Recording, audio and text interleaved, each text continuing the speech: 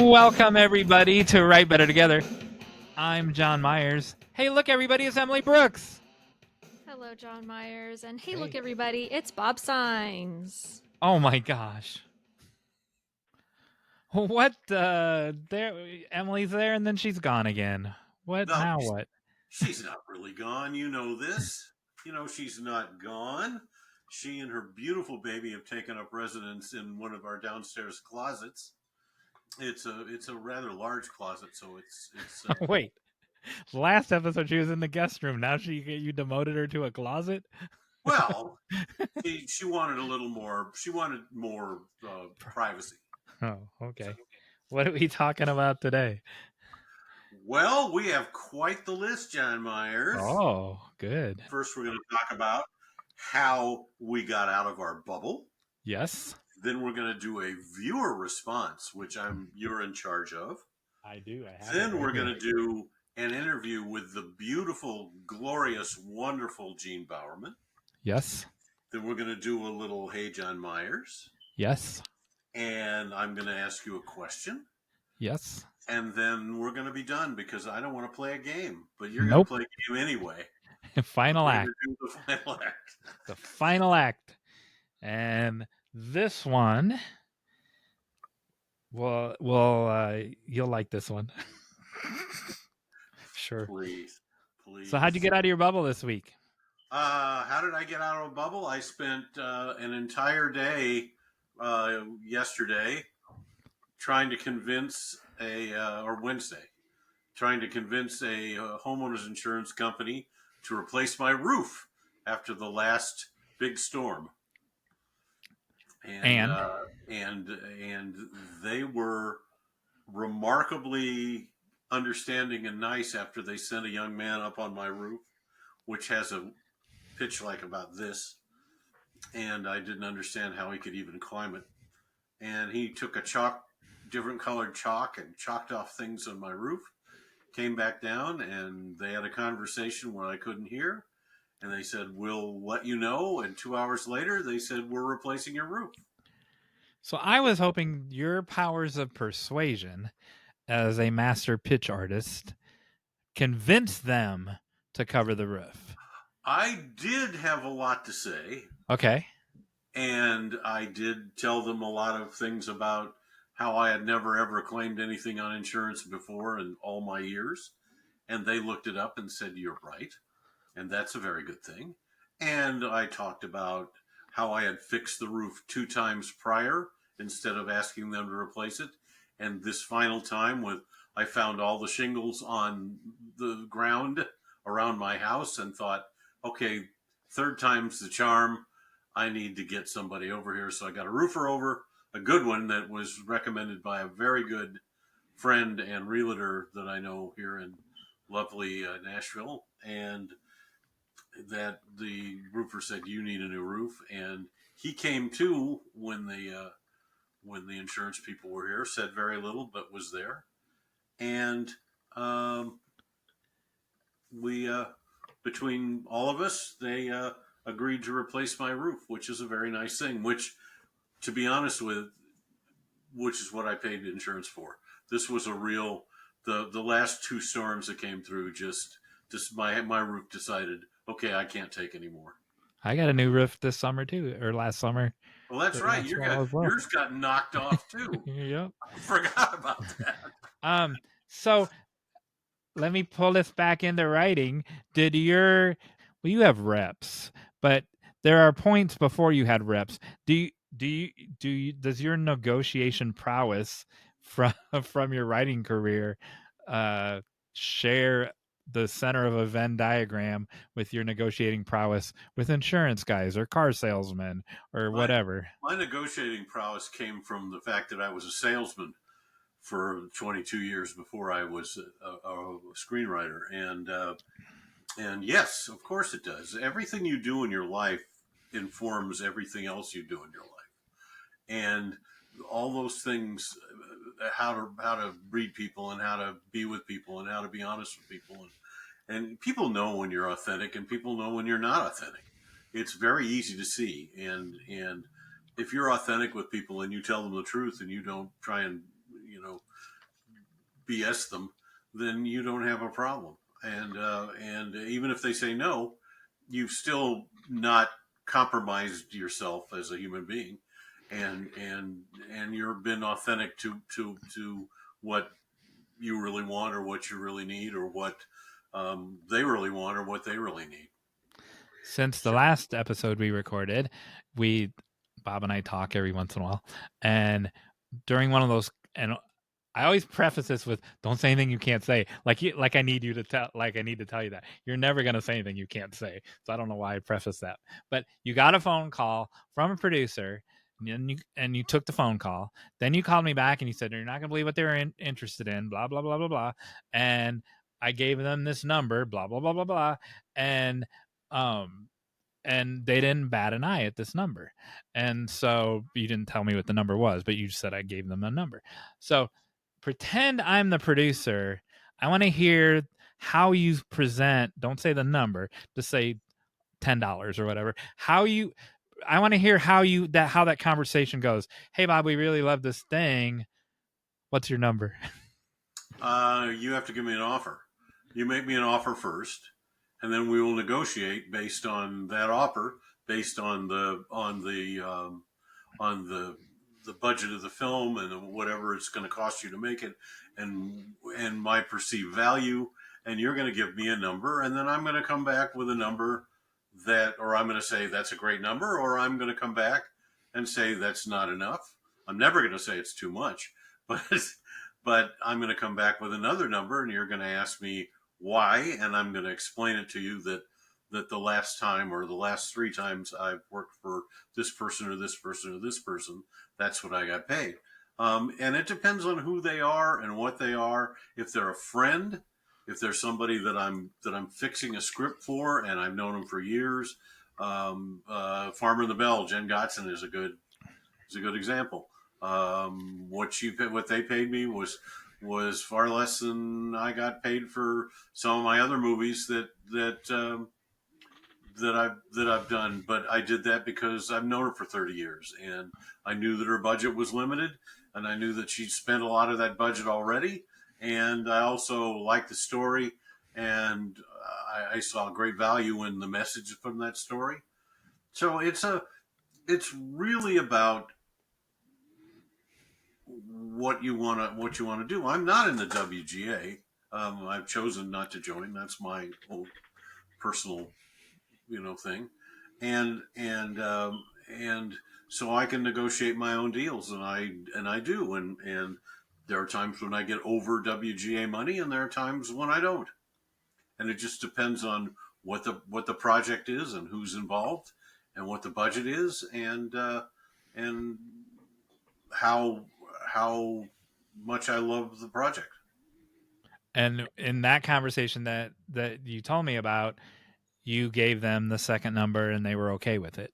Yes, they were, Is my and I think they summation were of that. expecting it, and it wasn't that far off from theirs.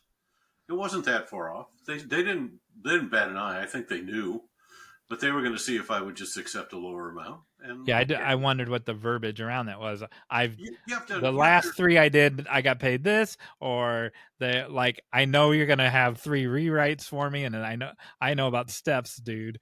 Yeah, we talked about steps. And we also talked about production bonuses and all that other stuff that people don't understand. When you read in the newspaper that somebody got paid $1 million for a script, they didn't get paid $1 million for that script. They got paid $200,000 for that script, and then they got another 100 for another rewrite and another 100 for another rewrite, and then if they do those rewrites, if they don't do those rewrites, they don't get that money, and then all this other stuff and polishes and production writing and all this stuff, and then another $500,000 if it actually goes in the first day of production. So if it never gets produced, they don't get that money. So the least they can make is a couple 100,000, and the most they can make is $1 million if they do all the steps and it gets produced. Exactly. And the chances of that happening are slim and none, because there's always going to be another writer involved somewhere down the road. Usually, I'm the other writer involved. So when they hire me, whoever got that other deal has to share their money with me, and it's just the way the industry works. Thank you for that very thorough answer. You're welcome. What did you do to get out of your bubble? Well, I went to Kroger and I negotiated a deal at the Kroger. What did you I buy? negotiated a deal on pork chops. No. So when I'm walking in Kroger, my favorite thing to happen to me in my whole world is when I'm walking across the parking lot of TJ Maxx or of Target and I hear, "Hey, John Myers," because when I hear that, I know that it's one of my students, and people or coworkers, and because all my students call me John Myers, all my coworkers call me John Myers, people who watch podcasts call me John Myers, and then people who know me well at church call me John Myers. But church is 2,500 people. People don't know me. Some people know me as John. But when I hear "Hey, John Myers," I'm like, oh, that's one of my students. Is my first thing. And so I was going in, he was going out, and I'm like, "Hey, good to see you." And I had forgotten his name, but I had 1,000 students in the last 5 or 6 years. I can't remember them all, man. He goes, "I'm Tyler," and I'm like, "Oh man, I knew it." And thanks, Tyler. And so I asked him if he is still friends with any, because I remembered exactly where he sat in the classroom. This was in the spring of 2023, so this is over 2 years ago, and Okay. because that spring semester is now done, and if he was still friends with with the people that he made friends with in that class, Yeah. and because I have a podcast now and I'm not on TikTok, share it in your TikTok with your friends, and I'll love you forever. And he goes, so while I said it, he pulls up his phone and he goes, "Is this it?" And he had pulled up Right Better Together on his phone that fast, and I'm like, "Yep, that's it." And he goes, "All right, I just followed it, and I'll send it in the group chat." And I'm like, "Group chat?" And he goes, "Yeah, we still have the group text from when we were in your class from 2 years ago, and I we're think still that's all friends." I think that's spectacular. It says a lot That's about you. wonderful. I love that. Yeah, That's a great thing. I remember the first time when I was student teaching that they act like they're all sneaky, like, "Oh, we're gonna have a group text behind his back," right? And and someone said out loud, "Oh, I'll just put it in the group text," and then they're like, they shot him a look like, "Oh, you can't say that." And but then once I learned that that's pretty normal for my classes because they congeal as these tight little families, these tight little friendship groups, that I would use it. I'd be like, "Hey, Tyler, are you in the you're in the group chat, right?" And I'm like, "Well, you know, I'm going to change the homework. Put that in the group chat in case people don't read my emails." And I would use it to my advantage. And I love that 2 years later that those people are still friends.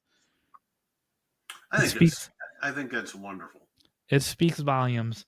It does. Um, I'm teaching a master class in September, as you know, at WriterCon, as are you, I guess. Emily and I have a Discord for our Patreon followers, and I already told her that anyone that takes a master class is going to get to go in that Discord group for no extra money, and then it'll help build that community, and they can like trade notes and do I like that. do I think swaps that's a good and idea. story swaps with each other, I and like. You know how much I believe in story swaps and in reading each other's stuff and giving notes. yeah, That's so that'll I have a circle of writers that I send all my new stuff to, that and we send to each other. I just read two scripts. I read one script today and talked to the author, and I'm reading in the middle of another script today. One of them was a writer who's a 23 years as a comedy writer in LA and is a successful comedy writer in LA, and the other one is from a showrunner, successful showrunner, who wrote a script that she wanted me to read, and I told her I would. and you saw my book cover before anybody else, And I saw your book cover, which which we is can't talk about yet because I I'm haven't not going to talk about told it. the I'm just world saying yet. But it was impressive. I liked it. thank you very much. It was eye catching. It's meant to be a modern day classic. Well, we will all hope so.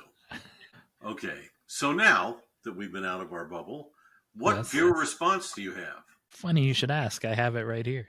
So, speaking of WriterCon, I don't know if you know Kay Suz, author Kay Suz. Name sounds familiar. She's friends with Mary Stella. And what I wanted to say about Kay Suz is that she responded to our book on Goodreads and gave us this following review All right, hit it. from the real live Kay Suz. I picked this book up after meeting its authors at last year's WriterCon. They are some of the nicest people you will ever meet. Aww. And it comes through in their writing styles. They bring the reader in close to share some of the personal struggles they've had to overcome achieving their goals, making it clear that if they can do it, you can too.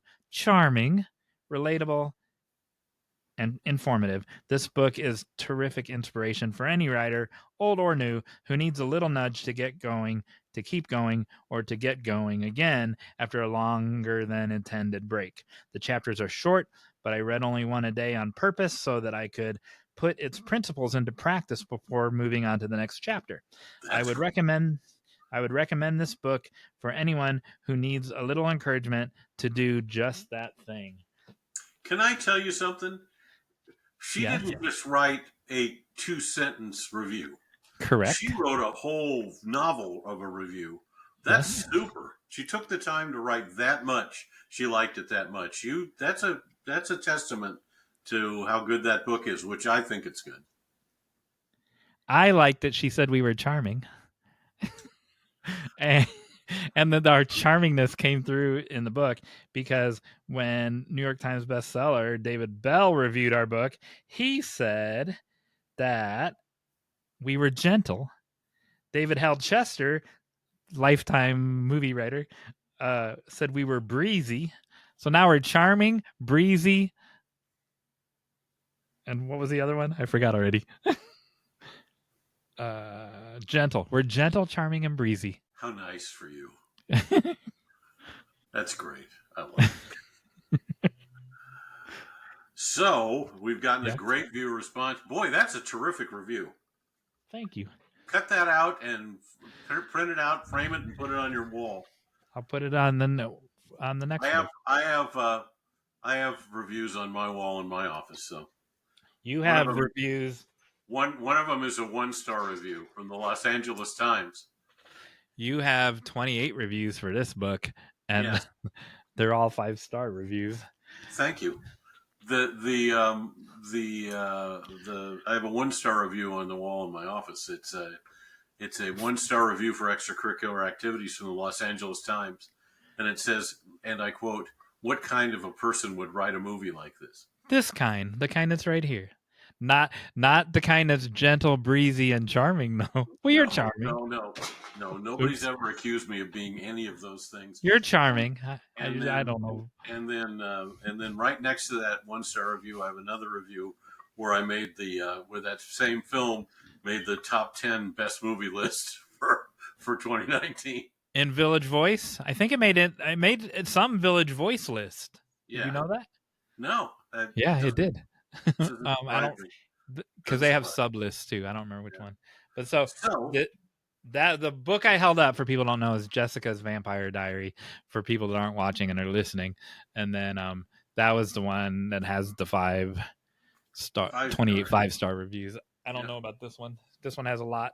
that one Uh has almost 300 reviews and it's 4.8 stars.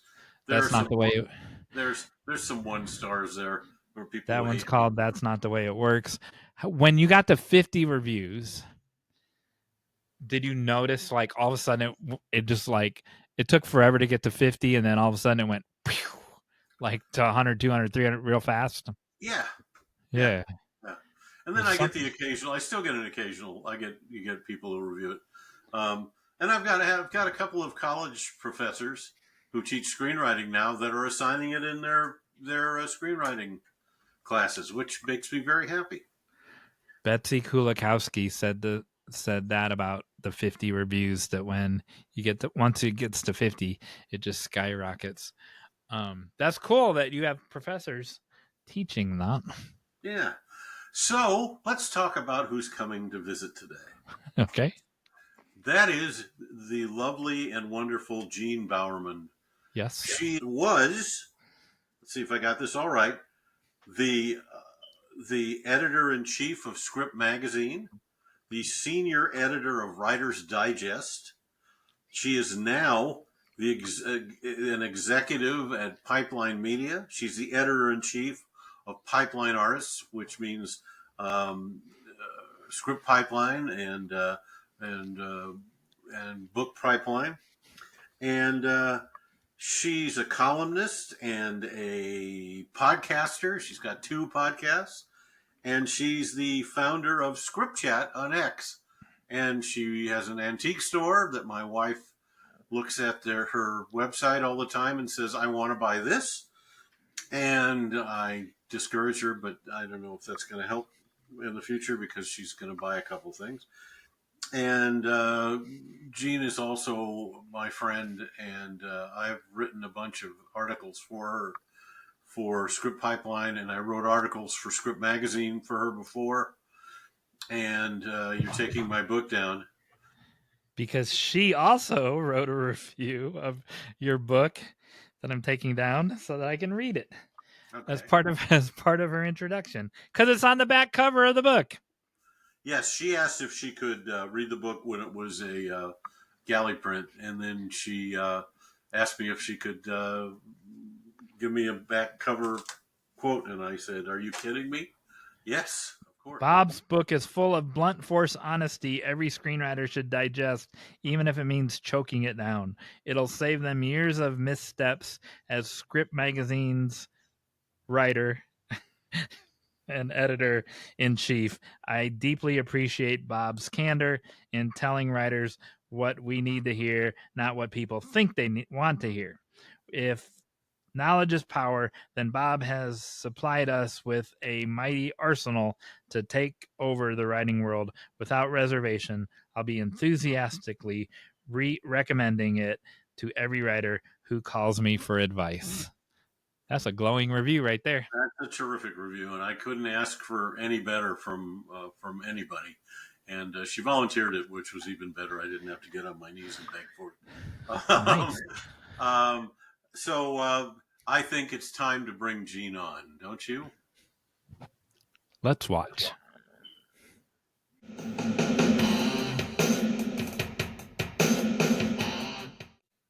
Hey, everybody, we're back. I'm still John Myers. It's still Bob Signs. Who's this other person? This person is who I talked about. This is my friend, Jeanne Bowerman. Hi, Jeanne. Hi, how are you? She is one of my favorite people on earth, and a good friend, and we have long phone conversations sometimes that I think go on. She probably thinks I'm talking too much, but we have fun, No, and never. she's a lovely, wonderful person, and a very knowledgeable person on everything writing. As I said earlier, senior editor with Writer's Digest, and editor in chief of Pipeline Artists, and she needs to talk to us about Pipeline. In fact, tell us about Pipeline Media. One of the things I love about Pipeline, and probably why I left Script Magazine, because people are like, why could you leave Script Magazine and Writer's Digest? I think it's time. 10 years is usually enough time to shake it up, move a little. But I liked Pipeline because it's still a very small knit. It's like a family, and all the people who work there. It's a small company. It's, independently owned. It's no big corporate thing. And everybody who works there is a writer and a creative of some sort. So, yeah. And so it's writers trying to help writers. And so they get it. And I'm telling you, they give killer notes. Sometimes I'm afraid, oh, when I write this book, do I want one of them to give me notes? but I like the kind of notes that are like real and honest, and that's like with pipeline artists. One of the things I said to Matt, when I first came on, I was like, I don't want to sell hope, and I'm not interested in that. I want to tell people what they need to hear, not necessarily what they want to hear. So I'm a firm believer in hard truths, and that the more that's the truth, the quicker you can advance, because you're not going to spend all this time spinning in circles, trying to do this thing that everyone tells you must do in order to succeed. I mean, there are as many ways to succeed as there are people who have succeeded. Yes. So this whole selling hope kind of thing, I'm not interested in that. I'd much rather just be really honest with people. And Pipeline does I that. would admire you for that because I mean, you and I are in total agreement with trying not to sell. I mean, I want people to desperately, not desperately, but really want to succeed and to work for it and learn the craft and do all the things that they need to do.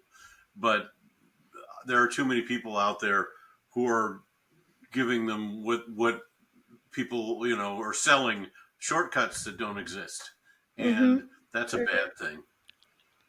Yeah, 100%. All right, so in Bob's introduction, he said a bazillion different hats that you've worn in the Oh my past God, and in the yes. present, and you do so many over the 10 years that I've known you online.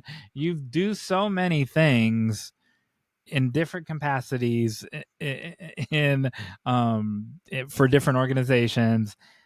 I want you to talk to the viewers who do that same thing, who have co- you're beyond cobbling together this income as a freelance writer, but you do work for these people, and you work for these people, and you work for these people, and you have an antique shop. How do you manage that emotionally, and how do you, like, who gets your priority today? The bigger paycheck, or the or the bigger impact? Like, how do you decide? Well, my only paying gig is Pipeline. The antique shop is like a volunteer thing I do to help my 93-year-old mother, who has Oh, seven buildings, hoarder full of antiques. She was even on American Pickers, like that ah. level of amount of antiques. And like I just came from the shop, so I'm very disheveled. And if you could see below my neck, I am filthy because like I was cleaning stuff off today. And I also run a little private beach up in our neighboring town on a small little lake. I hire lifeguards, all that other stuff. And I also, another volunteer job, I run a cemetery. So a little Revolutionary War Okay, cemetery I right didn't up know the that street. either. Right. So when it comes to priorities, if the funeral director calls me, that gets the priority because there's a body that needs to be buried. Do they And still bury bodies in the Revolutionary War cemetery? what's it going to take to get you in a plot today, Bob? Because I can sell you a plot. I can people will come into my antique shop and say, Jeannie, I want to buy a plot. I'm like, I don't have that hat on today. Okay. I don't have those maps with me. I can't help you.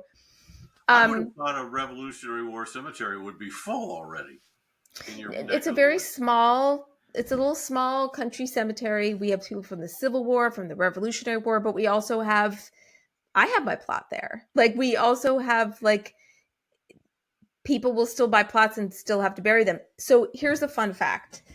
So like sometimes I'll say to Matt, he never knows what I'm gonna say, why I'm stepping away. I'm like, okay, Matt, I gotta go this afternoon. I gotta bury a body, and it's the truth.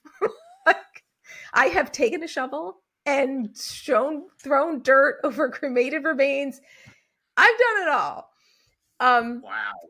so let me tell you what's fun about the cemetery thing. Is probably one of the most humbling and rewarding volunteer things that I do, helping families in that final stage. But um I went to Thriller Fest last year, and JT Ellison, who lives in Nashville, she was chatting with me, and she's, had to write a short story, and she's just like talking to me. She's like, "So what have you been up to lately?" I said, "Oh, since I saw you last, I started running the cemetery." And she's like, "Oh my God!" And she whips out her phone and starts telling me everything. And like I start, giving her the ideas of what it's like with the cemetery. And sorry, dog barking. And That is not so Rocket. No. no. And so all of a sudden, all these people start coming over because it's Thriller Fest. So there's all these mystery and thriller writers wanting to pick my brain about how to bury a body and how somebody could get away with murder. I became very popular at that conference. You don't have. Are you where in New York are you? In northern New York or I'm straight up from New upstate? York City, like 2 hours straight up, like in the Chatham area. How The far are sweet you little. from like Buffalo or Niagara Falls? Those are west. So people say Okay. upstate, like, and Uh, they talk about what, but that to me, that's like west.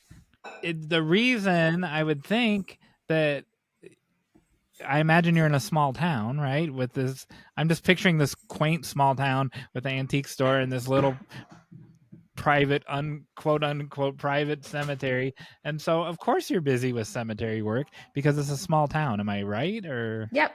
We have one traffic light and there's only 4,000 people in my town. yeah, so that's It's wonderful. fabulous. It's That's fabulous. wonderful. You, One of the you, other new hats that you're putting on, as you told us before we started, that you're starting an indie press, just like we are.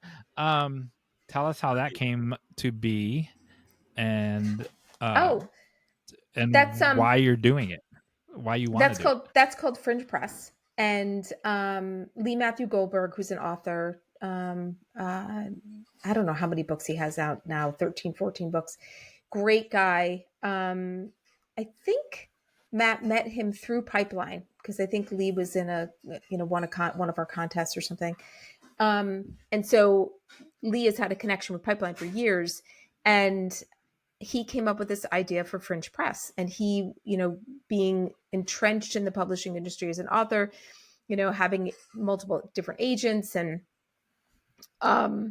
understanding the difficulties of getting published, and also seeing these really great projects that his friends were writing that were a little bit on the fringe, that they weren't something the big five was going to pick up. And so Lee was like, I want to start a press. And so he reached out to Matt, and that's how Pipeline got involved and how I got involved, because I was like, I can help, really, I love to learn new things. And I want to learn more about publishing and be more in the publishing space than the screenwriting space right now. Doesn't mean I won't go back to screenwriting at some point, but for right now, this is kind of where I want to be. And right now we've picked up our first book, and Chris is doing edits on it now. Very exciting. I'm not going to tell you what it's about but it's actually been in Publishers Marketplace. But I'm not sure that the concept was posted. I can't remember. I've got too many hats on, so I can't remember details sometimes. So yeah, and but super excited. A great author, and so right now we're focusing more on mysteries, thrillers. We seem to be getting a lot of sci-fi and fantasy submissions as well. Lots of queries in our slush pile. And so we go through those, and something that all five of us agree on, then that one will go forward. And we're really looking for fresh voices and the kind of stories that would make great adaptations into film, because with Pipeline we've got such a film connection that that's what makes the most sense, because then we can go pitch that project ourselves for film. And yeah, so that's what we're doing, and it's really fun because it's different and indie and kind of edgy, and do whatever, find something. And also too, one of the other reasons I love being a Pipeline is the concept of discovering fresh artists and new voices, whether it be in book pipeline, script pipeline, film pipeline. Like some of the short films that we watch for film pipeline blow me away. Like some of these writer directors, it's like they're going to win an Oscar someday, like crazy good. And most of the short films I saw before this, frankly, sucked. Like they weren't that good. Mostly do. They Yeah. mostly do. Yeah. But some of these are incredible. Well, That makes when you're so you're looking all for fiction. There's so Yeah. what any particular genres, or are you just casting a wide net to see what interesting things you get? Right now, more mystery thriller stuff because that's where Lee is that's where his genre is. And also Zoe Quinton is our editor. And she's great. She's dives right in there with the author and helps them and editing the book and giving them some developmental tips and ideas and thoughts, and but we all kind of weigh in on it. I don't know where we'll branch out and where we'll end up. It's sort of like based on, we're trying not to stick ourselves in a box. So it depends on what comes across for us. Like what, if it's something that we can all agree on and think is really good and be passionate about. Did you make a big announcement about this? Because it sounds like you're getting lots of queries. We are getting a lot of queries, and I think partly because Zoe is in the industry and publishing industry for a long time, and so is Lee. So they have a lot of friends who are authors. So a lot of them have queried us, and we take queries. Not, you don't have to have an agent to query us. Like you can just query us, and we'll work Wow. directly with authors. Yeah. we Bob, you probably don't even know this, Bob. We get queries at Write Better Together Press, and because we mentioned it in the epilogue after our first book, and so we get unsolicited queries already, and we're kind of like what Jeanne just said, and that we don't want to put ourselves in a box, but we're leaning, you do know that we're leaning towards memoir, hopefully performative memoir, and I'm going to be teaching about that this fall, and so our third book will be I don't want to say too much. Our third book will be an anthology of people who are coming out of the woodwork when we didn't even really solicit queries, but some of them are really good. Yeah. And so you don't want to ignore those while you have them. And what's interesting too, when I get queries for pipeline artists, like for articles and stuff, I cannot tell you how many times I'll get a query that it's so obvious that AI wrote this query. Like, and then it's like, do you even know, did you even look at the website to see what we do? It's crazy. Yeah, I agree. That slush pile's What horrible. drives you to where? I appreciate the fact that you've let me write articles for pipeline. Hey, anytime, Bob. Because you always tell the truth. You tell it like it is. That's what we want. What drives you to wear 7, 8 different hats? Why? Necessity. Like my mom's 93, so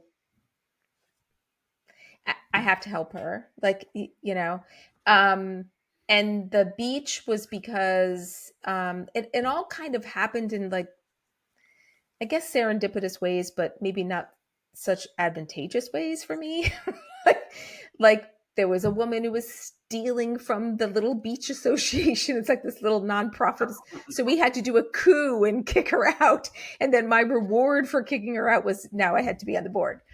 And then the cemetery happened because the antique shop, because the building for the antique shop is called the Old 1811 Antique Shop, and was built in 1811. It's the oldest building in the village, and it's haunted, and so that's really fun.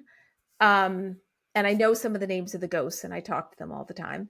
But before my parents bought the building in like early 2000s, the building was in such disrepair, they couldn't sell it. So they had an auctioneer come in and auction off a whole bunch of stuff for the building, like light fixtures and restaurant equipment and all this stuff. So there was a sign that used to hang on the side of the building for the bar. And it just said Old 1811 Inn. And a friend of mine, a neighbor, had told me one day that he had the sign. And I said, well, I want the sign back. Like, what do you want for it? Like, I'll, name your price. What do you want for it? Because I want it, to be back with the building. And so he said, my mother was notorious for going to auctions and making it very difficult for anybody else to buy anything at the auction. So he's like, oh, there were these two duck heads that your mother bid against me on. And I'm like, you're never going to believe this, but I found two duck heads just the other day. And I pull them out. I'm like, are these them? And he's like, yes. I said, here, take them. And he's like, okay, but now I have to find the sign. So fast forward like 2 years, he didn't find the sign.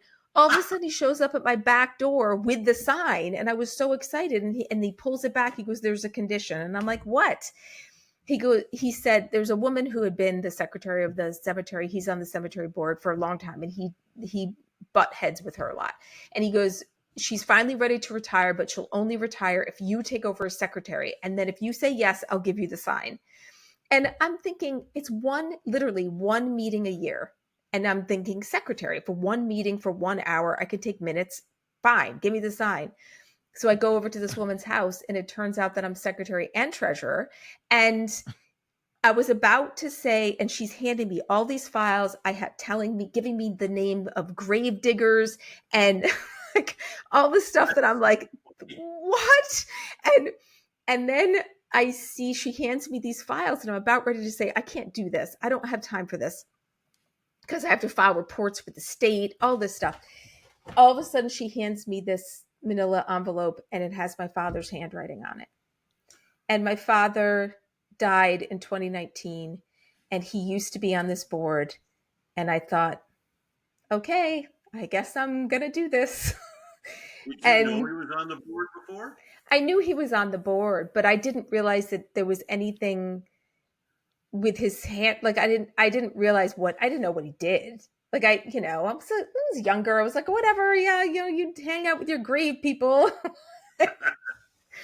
And now I'm one of them. That's amazing. So in all of those different endeavors, however, you had the power to say no or yes to each of them. I'm sure there are things that you say no to. There has to be some common denominator, some thread woven through cemetery, beach. I understand antique stores and necessity because of your mother's age. Pipeline, the new indie press. There has to be some essence of Jeanne that compels you to say yes to these things. You left out script chat. Oh, and I have an Airbnb column. Yeah, I still write. And Airbnb. And I have an Airbnb, and I still write for Script Magazine. I still do my regular column over there. She has a podcast called Reckless Creatives. Correct. And I also co-host another podcast called The Story Will Save You. Oh, I didn't know about that one. So Answer my question. What's the essence of Jeanne that drives these now 12 projects, not the 7 or 8 that we thought when we started? I think it is just serving and helping people. Yeah. Like I really, that's the one thing I love about, when I was at Script Magazine and Writer's Digest and Pipeline and Script Chat and, helping people in some little way to make them feel a little bit less alone and less overwhelmed, I guess. And the beach is just like the sweet family, wonderful slice of heaven. It's this tiny little beach, and it's and with the cemetery, I mean, there's no other better way to serve people than. And you know what I do with the cemetery? Can I tell you something? Sure. I do. Yes. Okay, so the day after we bury someone. Bob's got, if anyone's just listening to this, not watching, Bob's eyes just closed like, oh my God, what is she going to say? Okay. So the day after we bury somebody, I go up there And because it's on my walk, I walk, I have a dog, go walk with my dog. And I walk and I to whomever it is, I say hello to them, I welcome them, and then I turn to everybody in the cemetery and I'm like, "You have a new neighbor. Ruth Randall is here. Let me introduce you to her." And if I know something about them, I'll say it. Um, and I'm like, "Everybody play nice," and then I leave. That is just fabulous. That's But it, wonderful. can I tell you Now something? though, I have to ask. You said you have a plot there. So when you're in that plot, who's going to do that? Who's I going to don't know, but be? somebody better do it.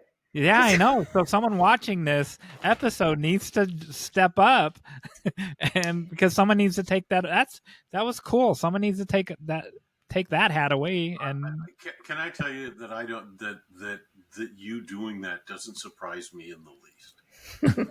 Not any at all.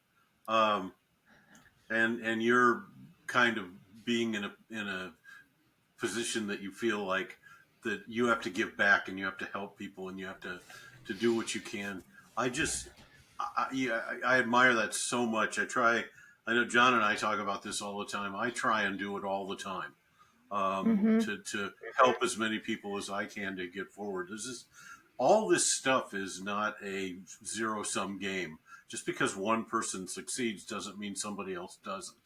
It Mm-hmm. means we should all be together in this, encouraging everyone in their quest to succeed at whatever they're doing, whether it's writing a novel, or owning a cemetery, or selling or buying or selling antiques, or whatever they want to succeed in. That we try and help give them a leg up doing it if we can, if it's within our power. So Yeah. you're having that attitude, knowing you as well as I do, doesn't surprise me in the least. And I also just think about the people who've helped me, and one of the things I always say, like, there's times when I'm tired, or just don't have one more ounce to give. But if somebody asks something of me, the first thing that comes to my head is, what would I want somebody to say if it was one of my kids asking for help? And it, that's how I always look at it. And so it's like, okay, yes, I have the capability to give you the answer to this question or whatever it is. So I'm going to do it, because if it was my kid asking somebody, I would want them to take the time to help. were you that way as a child, as a teenager? Were you the girl that like rescued the sick bird at the side of the? Was that you? um, I was definitely the person who, I don't know, I was very insecure. I Oh, I didn't have like a lot of confidence. I'm the youngest of four. So like the my other siblings are very strong personalities. So I always did what I was told, and tried to just kind of, I don't know, like, I don't know that I wasn't asked a lot of me, I think. Like it, like I did whatever I was told and asked to do, but I was never overwhelmed with a whole bunch of responsibility. I think God's making up for that now. I think he's like, okay, joke's on you. You had a pretty easy life in the beginning, so now you're going to work hard. when do you But think it you're started? When would you say it started? If it wasn't as a God, this child, is like a therapy session. I know Um, that's the point. I no. know. You went to Cornell. Were you that way at I did. Cornell? I was a cheerleader. Okay. Um, Yeah, I yeah, can all. yeah. I mean, I went to a lot of parties. I had a good time in college. um, no, I didn't do a lot of volunteer work or anything like that there. Um, I don't know when that kind of switched. I think it kind of switched more once I had children. Like understanding that I'm a part of a community, and especially in a small town. So if something needs to get done, if people don't volunteer to do it, it's not going to get done. So most people don't want to be bothered, you know. I think I could, and truth be told, I think I could find a balance. I wouldn't mind if a couple things went away, you know. Probably the thing that I would most be ready to let go of would be the antique shop, because it's I have to physically be there. Um, and it does definitely takes away from my writing. But um, yeah, I wish that the yeah, I'm not going to be doing all of this stuff forever. Like it's not sustainable. But it's really about serving a small community. What gets me though, and it doesn't. I mean, what impresses me the most too is no matter what you're doing, if it's script chat on Sunday night on X, or it's, and we can talk about that a little bit, or it's just dealing with people in whatever hat you happen to be wearing, you're always so positive, and I just your attitude is always one of positivity. Now, and that is, it's just, it's something that I aspire to, because I would like to be as positive as you are about stuff. Well, you don't see my private Slack messages. Like, You know, you know, you need a everybody, release somewhere, you know. yeah, but for what you do, and for the things that I see you in public do, and even when we have our private discussions, you're so positive and you're so uplifting, and did that just, is that just you, or did it rub off on you from your parents, or where did it come from? I think it came from survival, like the survival instincts. Like this industry and writing and being in creative in the arts is so difficult. And so I think at some point, you know, when I would get notes or when I would get rejections, like I would cry. I would, you know, and I've written about this many times and I'm very honest about it. Like I always tell people when they read my articles, like I am opening up my wounds and handing the reader the salt shaker, because if I can't be honest in even just articles that I write, like, you know, but really what I try to focus on is, okay, so all the years I spent screenwriting, did I get that big project produced? No. So what am I going to think about at the end of my life? Like, am I going to say I was a failure? No, because I met incredible people during all of those years. I mean, I remember being on the phone. This was like the moment that like you pinch yourself, right? I'm on the phone with Doug Richardson, who wrote Die Hard 2, Bad Boys Hostage. He's like a brother from another mother. And I met him on Twitter, like when it was Twitter. That's how I met him. And Tom Schulman, Oscar winner, Dead Poet Society. I'm literally on a conference call with the two of them breaking story when I was writing Slavery by Another Name. A girl from Chatham, New York with one traffic light. You know what I mean? And those are the things that I focus on instead of focusing on that movie never got made. And, you know, it doesn't matter that that movie never got made. I'm a better writer than I was before. I have better friendships, like not better, but different, bigger, wider net of friends and incredible, you know, life experiences, you know, physically being in HBO pitching and pitching in Johnny Depp's offices, which by the way, let me tell you, he painted all of the artwork in those offices and it's incredible. But I'm sitting there going, never in my life did I think I'd be sitting in these places, you know, and I talking to these people. I've been through the same thing when I've ended up being in offices, or talking to people on the phone, or having conferences or Zooms, or with people that I had I you know, standing in line with Sean Connery at the breakfast, you know, when I Very was working humbling.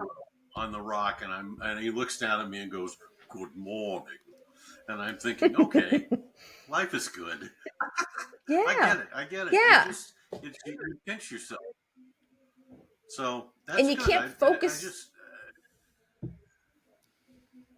And it's hard to, like, when people just focus on the finish line, they just focus on, I need to get this book published or I need to get this.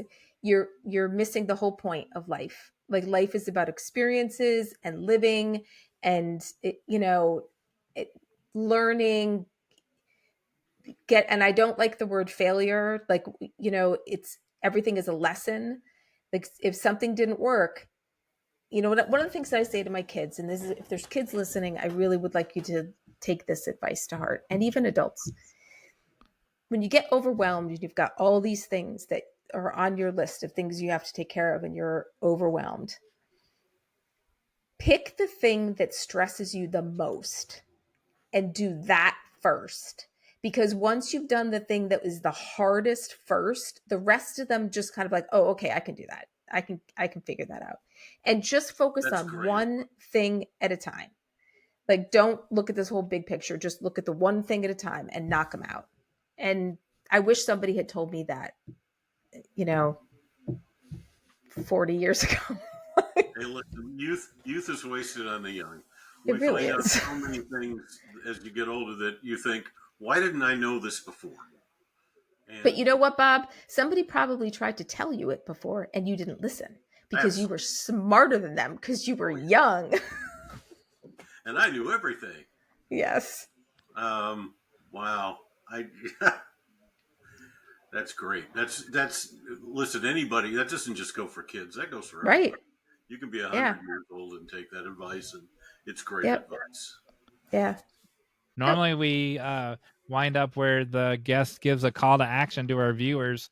I kind of thought you started to do one there, and Oh, do you have a call to action where you make them get out of their comfort zone, and then if you that you it can be anything you want them to do in the next week or two, and then after you tell them what that is, then I will tell them how they get the results to us.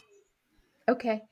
I would like people to do something that scares them, something Ah, that they have been afraid to do for whatever reason, and do it, whether it means, you know, an action or, um, like if it's skydiving, make sure you're doing it tandem with somebody and you've got an actual working parachute. Like, let's not get crazy don't here, just jump out of a but plane by don't just yourself. jump Don't out do of a anything plane. dangerous.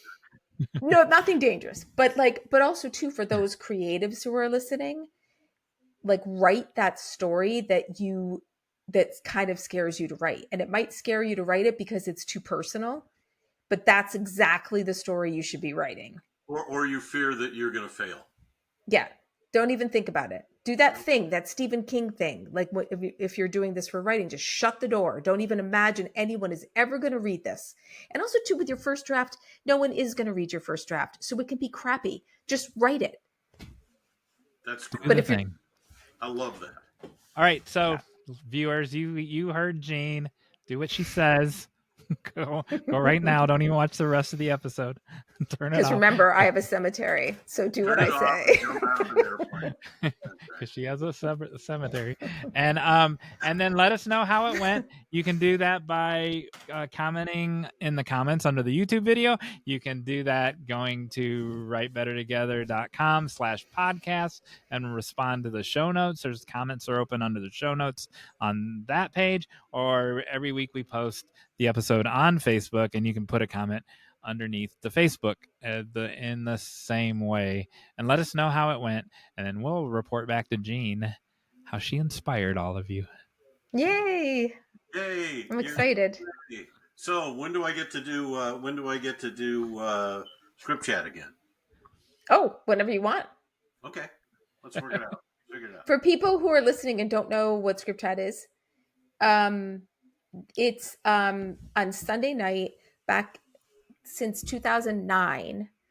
Um, Myself, Jamie Livingston, Zoe Sanford, Kim Garland started Script Chat Sunday nights, 8 o'clock Eastern time on now X. And you just use the hashtag Script Chat. And you can also go to scriptchat.com to find information. And I used to be able to get to create transcripts, and used to create transcripts every week. So people could go back to the resource even if they missed the chat. But now you can't use third party sites to create those transcripts anymore. So it's not possible to make them anymore. So I don't do it. But if you search the Script Chat hashtag on X, you'll find the latest. Why don't we set up a Sunday that will be after this airs so people can come to a Script Chat with Wait. you? Okay, let's do that. Yeah. Thank you. I know it's been a long week. Every week's a long week for you, but we're recording this on a rare Friday. Friday at 5 o'clock after the long day already. Well, Thank you, so Jeanne. Jeanne, you are Thank amazing and you. wonderful, and you just you continue to be one of my favorite people on earth. Oh, thank you. I feel the same way, Bob. Thank you. Okay, And don't we hang love you up too, yet, John. Jeanne. Oh, thank you. I talked over that. Say that again. What? No, And we love you hey, too, John. Thank you very much.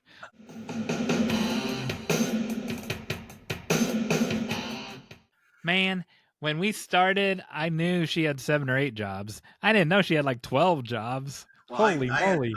I knew about the antique store. I had no idea about the beach or the cemetery, but they both gave me ideas for books or for The stories. indie press. And an indie press. I love the idea, the fact that she's like you. I'll give you a little plug. Like you, she has started an indie press, Fringe, which is a cool name, by the way, Fringe Press, which is an excellent name. I'm surprised that wasn't out there before. I'm surprised they were able to get that name, which is cool. And I'm. It was. She was very informative and very upfront and very charming, as she always is. And I'm thrilled we were able to have her on because I don't know if she does a whole lot of these. I know she has a podcast called She has Reckless. 2 podcasts. Well, I've been on one of them. I was on Reckless Creatives. I did a very long. I think I did an hour on with them on Reckless Creatives. She's funny. It was right after it was. We talked about Jessica's Vampire Diary mostly. So so when I became a novelist, not just a screenwriter, I still am a little amazed that I've branched out that far. But my my my my syndrome is showing. I think so. Imposter syndrome. But it's kind of hard to have imposter syndrome when I'm holding the book right here in my hand. No, it's not just that. I've always felt that way. I've always felt that this is I've just I've been so blessed and so lucky. God's been so great to me to have the career that I've been able to cobble together. It's just it's thank you. It's been amazing. But if I can do it, any of you out there can do it. Trust me. I encourage you all to not give up. So hey, John Myers, Yes. I have a question for you. Okay. All right to hear it. I would love to hear it. What makes the city of Gray Eagle, California, so special? Do I get 3 guesses or You get 1? three guesses. You were born there. Nope. Um, the mayor is not a human being. No, but I do know a city where that is. Sonoma, California. It's a dog. It's a Yeah, Labrador. that's what made me think of that. There's a dog as a mayor. I Yeah. know a dog that owned a shopping center. I wrote all about it when I was in college. And Wow. No, there's he's a dog. Bosco the dog was the mayor of Sonoma, California. It's a great story. this Chihuahua. I'm not going to say her name because there's a story there I might want to write someday. And but she would sign checks with her paw print. And I have some of the canceled checks. I went and got the old microfiche from the Wow, historical that's amazing. society, and she would go into the bank to get this. How long ago it was to get a 50-cent loan from the bank to go buy a hamburger. And I have loan papers too. That's funny. All right, and then my last guess is there's actually a gray eagle who lives there somehow. Gray Eagle, California, with a population of 737 people, Okay. with 47 buildings that are all red. Every single building is red with white trim. Okay. It's in Plumas County, California, and the entire town is owned by one family. Oh. It's a company town. And everybody who lives there has to go by the company rules. I have been there. It is a delightful, lovely place, but everything matches. everything matches. It's all red and white, and it's owned every building in the entire town is owned by one family. And it's one of the only cities in the United States where that is still in practice. So, did I tell you about the bunny story from Jammin's webinar? No. All right. So, Well, does this have anything to do with what I'm talking about? yes, 100%. No, I'm just going off on a rabbit trail about a story about a rabbit. So he doesn't, unlike us, he doesn't really care for writers' conferences, and he I don't. To each he their own. he did one last year, and part of speaking at a writers' conference is you hear people's pitches, and so people signed up for Michael Jamin to hear their pitch, and this woman pitched him the story that wasn't a story about a bunny, and he said, I listened to it for about 3 minutes, and I just had to stop her. It was just a bunny going through a maze, and there wasn't any story. It went this place, then it went this place, then it went this place, and he's like, I couldn't even take it anymore. Stop. And then he's like, tell me about you. Tell me about the woman that wrote about the bunny. And she told about her upbringing, and her dad was a truck driver, and then he moved. He always wanted to own property, and so he was a coast to coast truck driver. He bought an entire town, a ghost town, because they're so cheap, because they're all boarded up and no one lives there, and they're abandoned. And Jammin was like, there's your story, man. Like, you grew up in a ghost town and your dad owned the entire town. That's your story. And so there you go. Was there a bunny? I don't know. I don't know what happened if the bunny moved to that town or not. This is an actual. It was a logging town. A thriving town. It was a logging town in Plumas County. And how did it wind up on your radar? Some friends of ours told us about it and said, you need to go up and look at this place. It's especially at Christmas time because it's gorgeous. Oh, I bet. And we went up there, and we stayed in a lovely bed and breakfast and really had fun. And it's just beautiful in Plumas County. It's just all the redwoods and it's just a beautiful place. But I thought about, I'm thinking about setting a romantic comedy in a town like Grey Eagle and a company town, because you can have really fun with that. And I was just getting ready to say that actually sounds like the setting of one of your Hallmark stories. Yeah, I maybe, but I think it's a really cool place, and I thought you should know about it. Now I know. Sounds cool. So, are we ready for the final act? No, we're ready to ring the bell. So what happens when I ring the bell? What do you tell the people to do? Go ahead. Like, subscribe, all those things. Yes. Press. Why do I have to say it every time? Yes, you should like this podcast. You should subscribe to it. Yes. On every place that it is. You should ring the bell so that you get the notices of when there are new things posted. You should do all these things because it makes John Myers very happy. And it does. We all know that we would like to make John and Emily and her new baby, who are down in the closet, very, very happy. So it does make me happy. But you know what I'd like even more? Yeah, it's great that they hit the like on the podcast. I'd like them to like me. Like, heck, I don't want to say heck with the podcast, but I need a like button. I need people to tell me they like me. Why are you so needy today? You're the one asking for likes and subscriptions. And No. You ring the bell and then you tell me, hey, tell them how much you like it. But I do like you. You're my good friend, and I'm in the top 20. You're more than in the top 20. Oh. So that's it. And now we can goodbye, everybody. It was nice. Today you'll be playing for not an old banana. Thank Thank you. You have to say the final act first before I say I what you're playing with. know. This is the final act. Today, you'll be playing for this. You're going to like this, man. Red Velvet Cookie.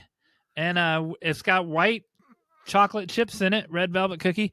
Oh my, like, you know how Rickles used Are to, you gonna mail it to me? yes. You know how Rickles used to say, "What do you want, a cookie?" Well, now if Don Rickles were still alive, he said, "What do you want, a cookie?" I could give you a cookie if he said that. And Wow. that's a phrase. That's a phrase that we said in high school. Rickles said before I was born. We said in high school, and students still say it today. They still say, "What do you want, a cookie?" And now I'm giving you a cookie. Okay, thank you. What's the question?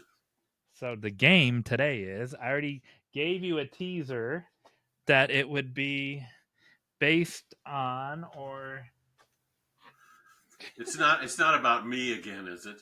no. Good. Oh, I thought I lost this. No, I just was looking on my desk and a corner of it was other. I just got my new SAG card. I just got my new SAG. Your SAG after card, which is the same color of this book cover that I held up last episode. And I said the game was going to be based on this, and you said you love Coyote versus Acme. Oh well, if we could, I'm not taking it down. I own, only because my wife gave it to me. I'm a huge Chuck Jones fan. Chuck Jones was the greatest animator that ever lived, and the funniest. And I have a signed Roadrunner cell, Yeah, signed by Chuck Jones, sitting in my office, and it is one of my favorite things that I own. I've seen it. And I got to look up this guy's name. Sorry. I remember his name's Gareth, but I don't You were remember his really whole. prepared for this. Gareth West. Gareth West. Okay. All right. He's the guy that bought the Bugs Bunny movie from Warner Brothers and released it, and he's also the guy who has bought Coyote versus Acme from Warner Brothers and is going to release it. Correct. It wasn't Bugs Bunny though. It was Porky Pig. So he bought Gareth. So I was the only one who said this has not been written off yet. The closest it came to being written off in the trades, there's still trades, you can look them up, that say that it was written off. No, there was a $30 million write-off of online properties during this period. And there was also an article where someone from Warner Brothers says, we've shelved this. And so put two and two together, it was not written off. Lo and behold, it was not written off. And Gareth West from Ketchup Entertainment rescued The Day the World Blew Up with Porky Pig and Daffy Duck. And then he made overtures to rescue Coyote versus Acme.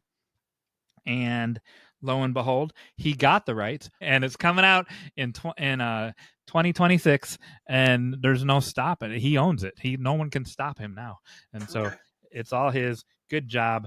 And now people, my cookie now. And now people are like, even people who said that was written off, we knew it was going to be. We knew someone would salvage it. It was too good. Blah blah. No, you didn't. You wrote that it wasn't going to be salvaged. I was the only one who said it was going to be salvaged. So today, what's the thing about Coyote versus Acme? He's always using these weird contraptions, right? Correct. So today, he had catapults and cannons and super atomic skates and all kinds of things. All right. Today, you will be using your expert pitch skills that we talked about earlier in the episode, and you'll be pitching a new contraption to the Coyote. No. And so act like you're excited about it, and then no, hold on. We're not doing this. Yes, we are. Random word generator. I am not going to tell you. Can pitch whatever you want. In your pitch, pick a number between 1 and 5. 2. All right, 2. I'm going to generate 2 random words.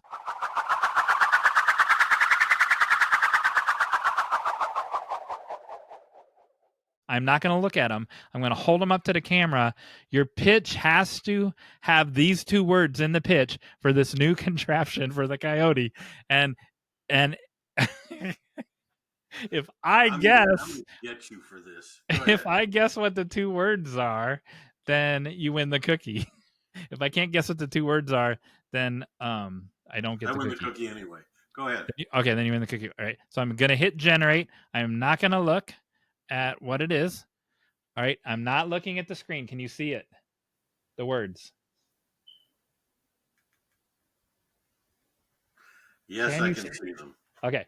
So I'm putting it down. I did not look at the words.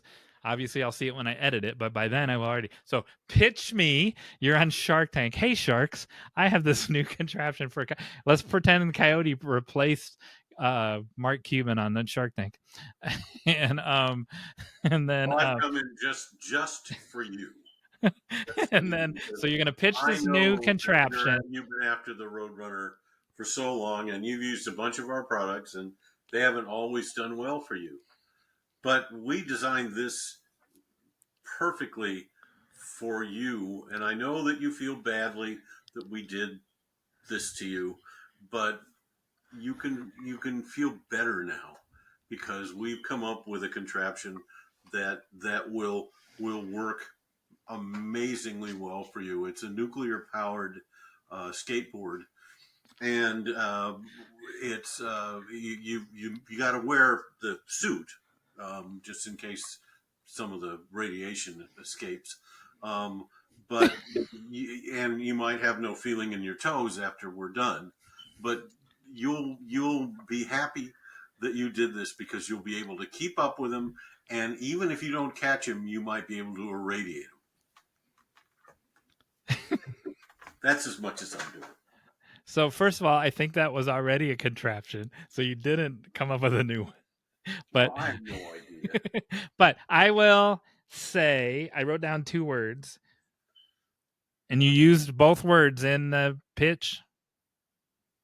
Okay, I will say, and I'll give you my reasons why. This is actually a real internet game. I didn't make it up. I mean, I made up the coyote part, but pitch. I almost made you pitch a movie, but I didn't want to do that because that put you on the spot. Yeah, no, I wouldn't do that. Go ahead. I know, so I made you pitch a contraption. I I am going to say feel and suit. My reasons for feel are because you said the word feel 3 times. So I felt like subliminally you were trying to say the word feel to get it into my brain. And suit, it just stuck out like in a contraption. You wouldn't think of Coyote wearing a suit, even though it was a radiation suit. You're 50%.